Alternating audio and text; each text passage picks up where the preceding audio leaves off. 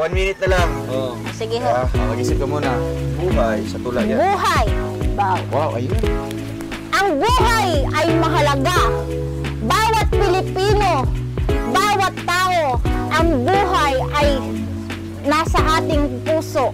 Mabubuhay tayo ng mapayapa sa isip, sa salita at sa gawa. Gawin natin itong motibasyon sa ating buhay. Gumawa tayo ng mabuti sa ating kapwa. Nang sa gayoy, ang blessing ng Diyos ay mabalik sa atin ng pusa. Wow, grabe! Ito may papayo ko. Hintay ka, bakit nagkamali tayo dyan? Magalitan mo na naman ako. Okay lang yan, okay lang yan.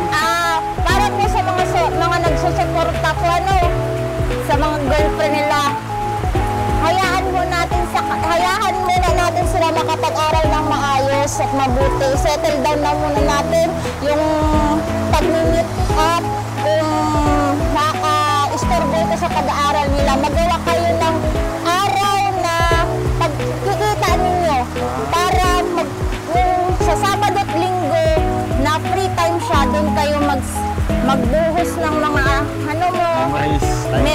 ng time, effort, at tulungan mo din siya sa pag-aaral mo, hindi lang basta support. Dapat turuan mo din siya sa mga mga thesis niya, sa mga assignment niya. Kung alam mo naman yung sagot, turuan mo na rin ho. Para po makapasa siya at ma-feel niya rin yung pagmamahal mo. Sa akin, mahihiya siya magtanong na ganito, ganyan. Siyempre po, mahihiya siya, pero ikaw na lang din humangalkal ng notebook niya. Ay, pero kung ayaw niya talaga magpahawak na, hindi nga siya mapapakita ng ano niya, handwritten niya. Oo, nahihiya siya. Ano yung maipapayo niyo po dun sa mga ganun? Hayaan mo na lang din. Okay, kasi lalapit lang naman siya kung talagang hindi na niya kaya o kaya gusto na niya ng idea din. Siguro po si Ma'am Rachel may katalinuhan po naman. Matalino yun. Mayroon po siyang pang-aano sa pag-aaral niya. Ang importante lang po sa inyo, huwag kayong masyadong magagalitin. Oo. Ganun lang. Yan talaga yung ingredients. Hindi talaga pwede yan, no? Wag araw-araw, no? Oo. Huwag mo kayong araw-araw magkita para meron pagdating ng Sabatlong Linggo, nabuhos mo yung sobrang mismo, ay doon ka na gumawa ng moves.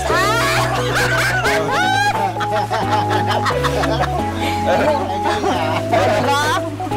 Wala akong alam dyan, bahala kayo dyan. Pero may mga alam-alam talaga si Ate Dayan, no? Siguro nangangalkal ka ng mga Wala na may vlog ako.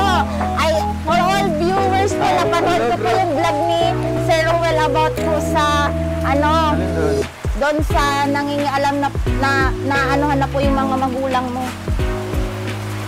Natatandaan mo na nadadamay na yung magulang mo sa mga bashers po. Oo, yun. Ano pa rin yun? Saka po si Ma'am Rachel po dun sa mga bashers po na nagpapakalat po. Sa mga supporters may po. May mga fake news spreader. Opo. Sa mga supporters po na ayaw naman mga fake supporters po. Mga fake Opo. Wag na ho kayong magdamay ng ibang tao. Wag na kayong magkunwari. Kung anong gusto nyo sabihin nyo ng personal. Wag nyo ipagkalat sa Facebook. Kasi nakakasira kayo ng damdamin ng ibang tao. Nakakasira kayo ng mga buhay-buhay. Buhay nyo, pakialaman nyo, pwede po ba? Tignan nyo muna, manalamin muna kayo. Tignan nyo yung sarili nyo kung maganda kayo bago kayo magtitingin ng ibang tao. Kasi parang pinakialaman nyo, hinusgahan nyo na yung si Sir Ruel Matubang, hinusgahan nyo na, gawa ng ganun nga siya. Ganun ang pagtingin nyo sa kanya, hinusgahan nyo siya, tapos dinamay nyo pa mga magulang niya. Wala baka sa inyo po yun na ipunta. Kung sa inyo yung magulang nyo na nahusgahan, ano kayang mararamdaman ninyo? Di ba masasaktan kayo? Halos hindi nyo na alam kung anong masasabi ninyo. Ang importante. Kasi yung pag-usapan. Oo, wag kang gumanyan, hindi ka nag-iiyak. Sinungaling yan. Kaya nagtatanggol na nga. Oo, kasi siyempre, halimbawa, kung andun ka sa katayuan na ikaw pala yung binabash, dinadama yung pamilya mo. Oo, naiiyak ka din. Lalaban ka. Pero mga ngatwirang ka sa tamang katotohanan At kung walang ginawa ang magulang mo, kung walang ginawa ang kasalanan ang mga magulang mo, kailangan mo yun ipurso ko na wala silang mali. At saka sa inyo po, lahat po ng mga bashers, kung nananawagan naman po ako, kung gusto niyo naman kung magmira ng tao, sirain niyo na ho yung sarili niyo. Unahin nila yung sarili nila. Sirain niyo na yung sarili niyo, wasak-wasakin niyo na para kayo naman po ang malumanding. Pero kung sira na yung buhay nila, tapos nandadamay lang sila ng mga ibang tao, ano yung tawag sa kanila? Ang tawag ko sa kanila, mga gahaman na ho yun. Nadahaman. Opo, magalit na ho yun sa pera, gusto nila magkumita para magkaroon din sila, mapansin din sila, para sila naman. Gusto nila matulungan din. Diba? Tsaka gusto nilang mapili, gusto nilang matulungan, gumagawa naman sila ng fake news nga. Ano pang silbi ng tulong mo sa kanila kung gagawang ka rin ho nila ng bad Talagang news. ano lang, pawang katotohanan, no? Servisyo Opo. totoo lamang. Hindi man po kailangan sabihin ang buong katotohanan sa buhay mo. Hindi pwede. Kasi Magsipan ka din ng content bawal na yung po, debate. bawal natin sabihin lahat. Yung katamtaman, yung tamang tanong lang, yun lang ang sasagutin ho natin. Dahil hindi mo natin po pwedeng Kilala. isabi lahat ito sa buong mundo. Kasi yung mga mga confidential na po, hindi na po pwede. Baka yan yung gagamitin ng kalaban, di ba? Para Opo. Yun po ang magiging butas po ng kalaban. Babaguhin nila yung statement mo, lalawak. Pero minsan dito, pumupunta si Jessica. Hindi ba? Si Ate Jessica. Hindi po.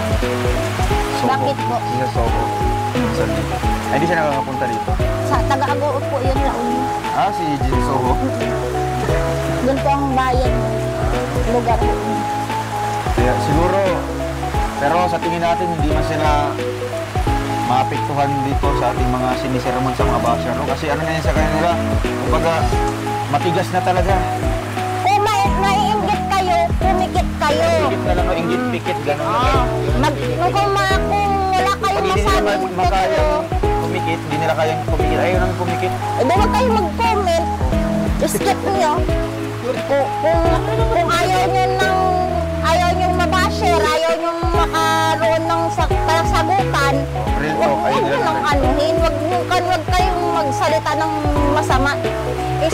Dakdak nyo na lang sa kapitbahay nyo. Doon kayo magaling marunong. Ganun ang marunong nyo. Marites nyo na lang. Pero bagay may mga taong ganyan talaga, hindi nila kayang maging masaya sa ibang tao. Di ba? Di ba tayo, masaya tayo dahil sa mga narating mo, sa mga nangyari sa buhay mo. Pero bakit sa kanila, kabaliktaran, hindi sila masaya? Kaya nga po, yun ang Talaga. naiinggit. Inggit talaga yun. no? Opo, inggit Yung po na tawid. mapanganib. Ano pangalan na inggit? Opo. Delikado. Sisirain ka ng patalikod. Yun yung nga namumutawi sinasabi sa ko. kanilang namumutawi sa Tapos kanilang- hanggat nga hindi kaya, massacre na nga. Delikado man yan. Sa seryoso tayo. Delikado man yung massacre. Yung inggit nila, mapanganib, kapag hindi na nila kaya, papatayin ka na nilang talikod. Kasi hindi na nila kaya eh. May tanong si Arlie. Ano yung maganda ano kaya maganda sa mga taong maganda pagkaharap ko? Ay, tapos baka Pag tumalikod ka naman, wala magandang usapan yan. wala akong idea eh. Parang, ito maganda ko. Tutulog yan, nakabasa na yung ano mo. Kami. Parang nga ako meron. Dito ka, dito. Wala ka saan tulog yan, oh. Okay, okay na. Okay ka lang? Saan na nga ako? Ayos lang yan. Yung Pagharap mo, lalapin ka, pagkaluin ka. beso-beso. Pag nalikod mo, sisirain. Anong gagawin mo natin? Yung magandang gawin sa mga ganong tao. Pag-usapan ho ng ng harap-harapan. Prangkahin. Opo. Alam mo naman sa palagay mo at hindi ka naman manhead na pagyakap sa'yo, alam mo na may something, Oo. prangkahin na po. Yun, pwede. Sasabihin ho natin na may problema ka ba sa akin? Ano bang masama, bakit mo pa hindi didirektahin? Bakit mo pa ipaligoy-ligoy kung alam mo naman may galit siya sa'yo, tapos nagkukunwari siya sa'yo na payapos-yapos? Eh baka naman iniisip niya pag yapos mo, maghintay ka sa. Hindi ko ganun. Oo. Maghintay ka lang. Gagantihan kita. Ganun. Parang pag sa mga kontrabida at kabida. Kaya halimbawa, That's all for now. Until next time. Thanks for watching. And don't forget to like, subscribe, and share.